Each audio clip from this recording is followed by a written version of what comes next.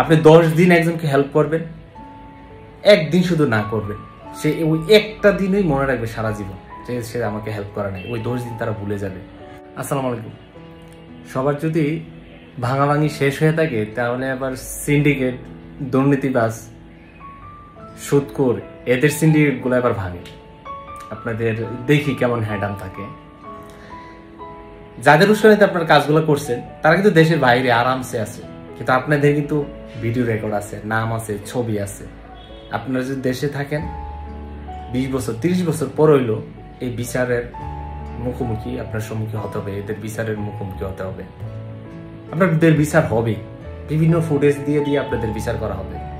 আর যাদের উস্কানিতে করছে তারা দেশের বাইরে থাকবে, তাদের সিটিজেনশিপ থাকবে ইউরোপে, আমেরিকাতে, তারা আসবে আবার চলে যাবে ওখানে। কিন্তু আপনি মোদি আবদুল্লাহ বাসায় থাকতে হবে, গ্রামেই থাকতে হবে, ওই দিনে না দিনে খাইতে হবে।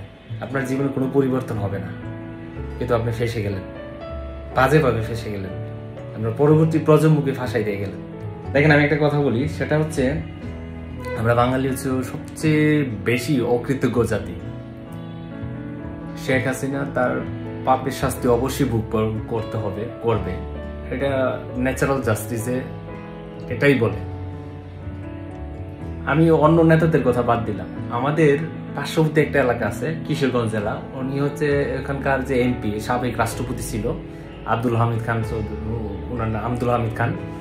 তো উনি আমাদের থানা থেকে, মানে আমাদের ব্রাহ্মণবাড়ি আশুগঞ্জ থানা থেকে এই হাওর অঞ্চলের মানুষের জন্য বিদ্যুৎ নিছিল ওনার এলাকায় 10-15 বছর আগে। উনি ওনার তত্ত্বাবধানে মূলত বিদ্যুৎ দিয়েছিল এদের। এর আগে কিন্তু হাওর অঞ্চলে কোনো বিদ্যুৎ ছিল না। ইভেন ওই হাওর এলাকায় আপনার রাস্তাও ছিল না। আমরা দেখছি নৌকাদার সারা বছর তারা যাতায়াত করছে। ইভেন তাদের এখানে লাশ যখন মানুষজন মারা যেত কলা গাছে ভাসাই দিত। তাদের তো ওই রকম কোনো ইয়েও ছিল না, ওইরকম রাস্তাঘাট বা জায়গাও ছিল না, শুধু বিল আর বিল ছিল, পানি আর পানি ছিল। কিন্তু এই উনার বাসায় দেখলাম গতকালকে এই অকৃতজ্ঞ জাতির বড় একটা অংশ তারা ভাঙ্গাচোরা থেকে শুরু করে জ্বালাও পোড়াতে শুরু করে সবকিছু করছে। এখানে রাষ্ট্রের কিছু জায়গায় ব্যর্থতা থাকতে পারে রাষ্ট্রীয়ভাবে, কিন্তু এর পিছনে অদৃশ্য বড় একটা ষড়যন্ত্র বা শক্তি কাজ করছে, যার কারণে প্রত্যেক জায়গায় আওয়ামী লীগের যে নেতাকর্মীদের বাড়িঘরে হামলা ভাঙচুর করছে। এই ভাঙচুর জ্বালাপোড়া সুস্থ মস্তিষ্কের যারা রাজনীতি করে বা সুস্থ মস্তিষ্কের যারা মানুষ, তারা কখনো সাপোর্ট করবে না। আপনি 2-1টা জায়গায় ভাঙছেন, ওকে ফাইন, 32 নম্বর ভাঙছেন, এটার প্রতি আপনাদের অনেক ক্ষোভ ছিল, অনেক প্ল্যান ছিল, ওকে ফাইন।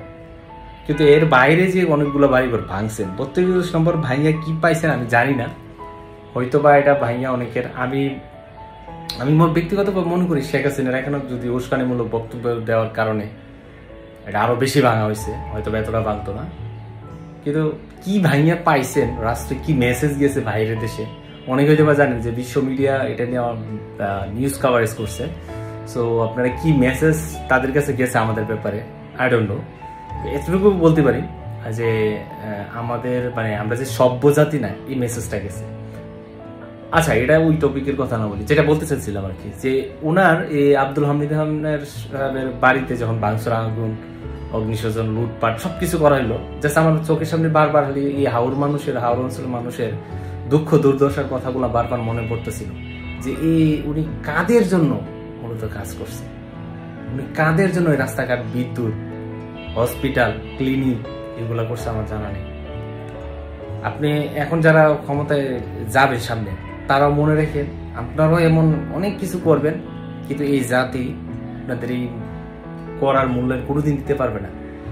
আপনি 10 দিন একজনকে হেল্প করবেন, একদিন শুধু না করবেন, সে ওই একটা দিনই মনে রাখবে সারা জীবন। আমরা ব্যক্তিগতভাবে বা আমাদের মতো যারা ইয়াং জেনারেশন আছে, তারা আব্দুল হামিদ খান সাহেবকে অপছন্দ করার কোনো কিছু নেই, পছন্দ করে। রাজনৈতিক আদর্শের ক্ষেত্রে অনেকে অনেক দ্বিমত থাকতে পারে, কিন্তু উনি ব্যক্তি হিসাবে যথেষ্ট ভদ্র, নম্র এবং সাদা মনের মানুষ। একটা রাজনীতিবিদের আপনার রাজনীতি করলে কিছু ভুল থাকবে, এটা আমরা জানি।